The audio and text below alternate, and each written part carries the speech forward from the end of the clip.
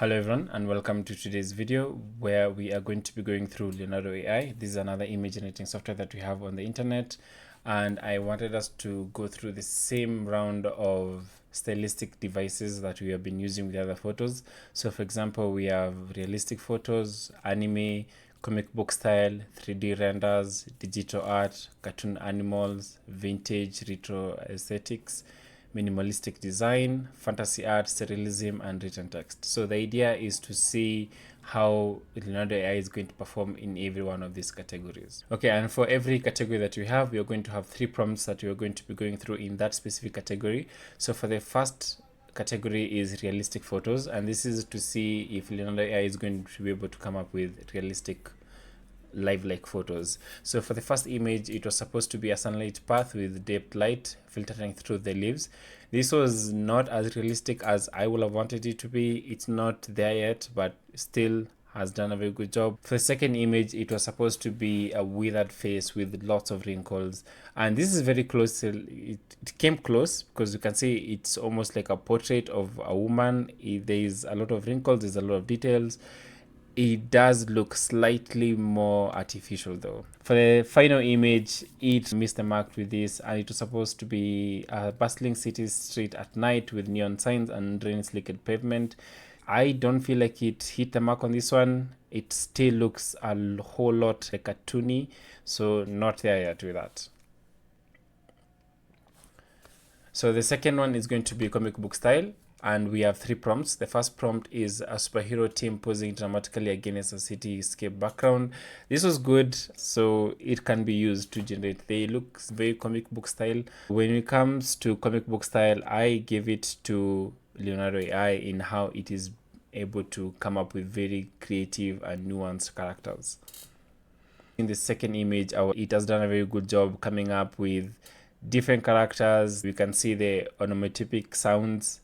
For the third image, it was supposed to be a villain in his lair with his minions, and this one has done a very good job in the sense that it has not really relied on minions from Despicable Me, which you've seen with the other ones. So this one has come up with its own version, and that's what I wanted. So when it comes to digital art, we had 3 prompts. The first prompt was a digital art of a cyberpunk cityscape with neon lights and flying cars.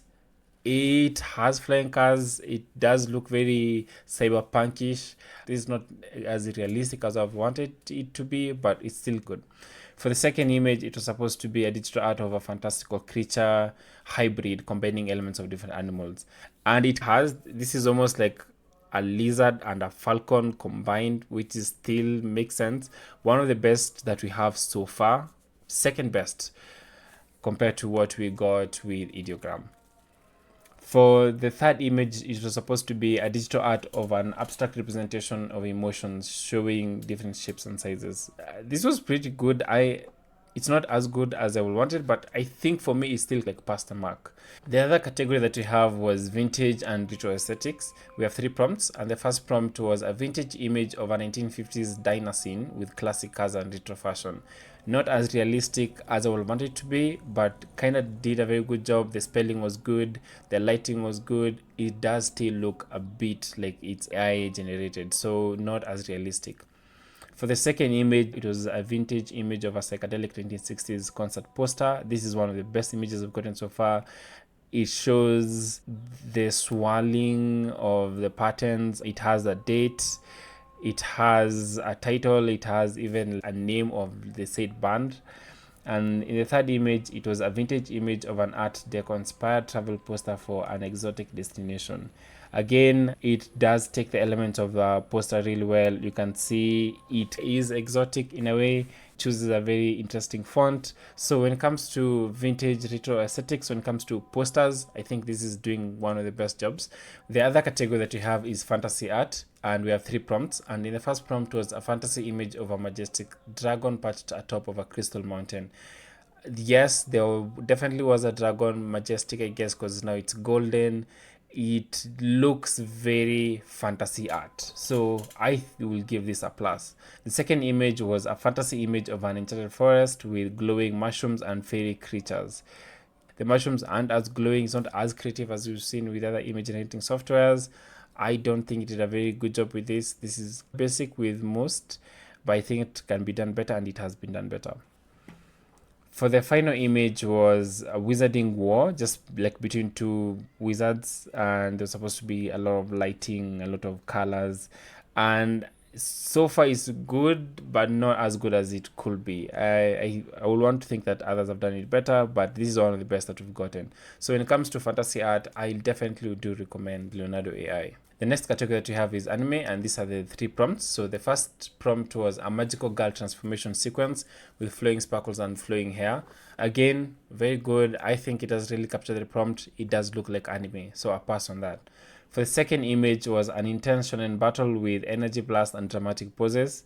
Again, very good job. I think this is one of the best images that we've gotten so far. There's a lot of detail, follows the prompt very well, so good job on this.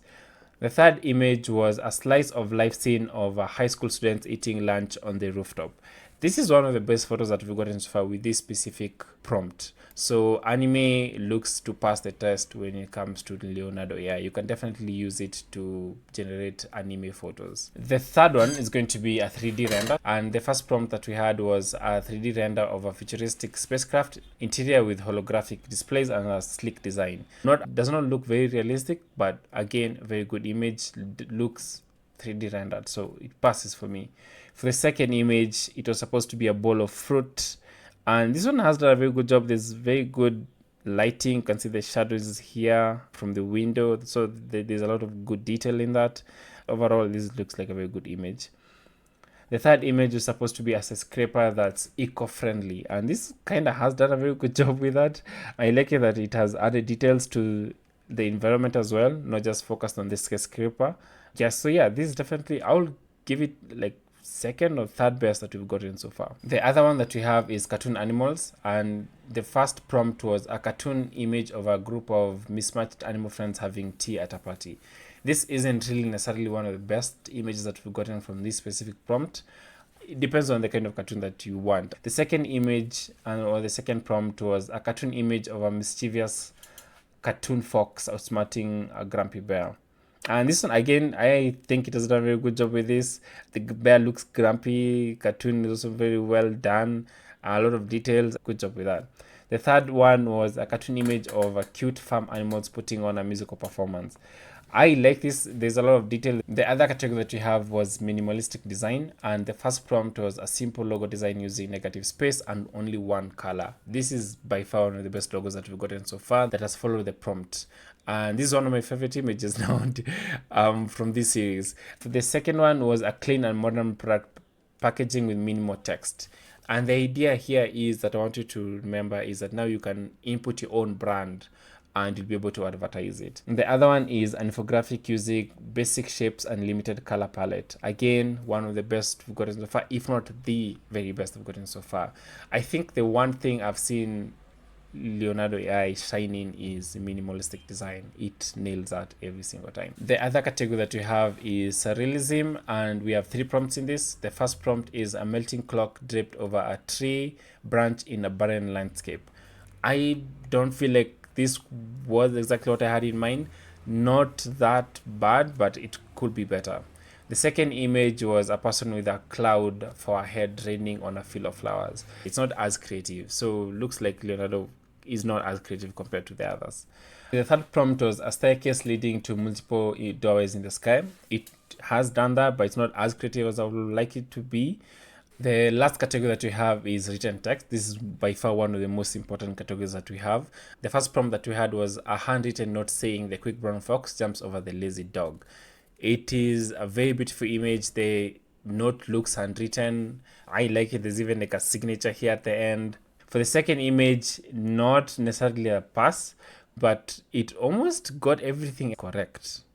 And the last prompt that we had was a street sign displaying one-way street to one of the longest places in the world.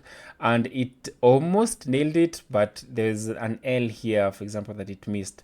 So did its own thing, but it was close. One of the closest that we've come so far. Okay, everyone, thank you for joining me in this one. I hope that was interesting. It was for me. I've learned something new about Leonardo AI. So we have 2 more to go. I'm going to link the prompts and also going to link the link to Leonardo AI in the comment section. So if you have any questions, please put in the comment section. This has been fun, and I hope to see you in the next one. Peace.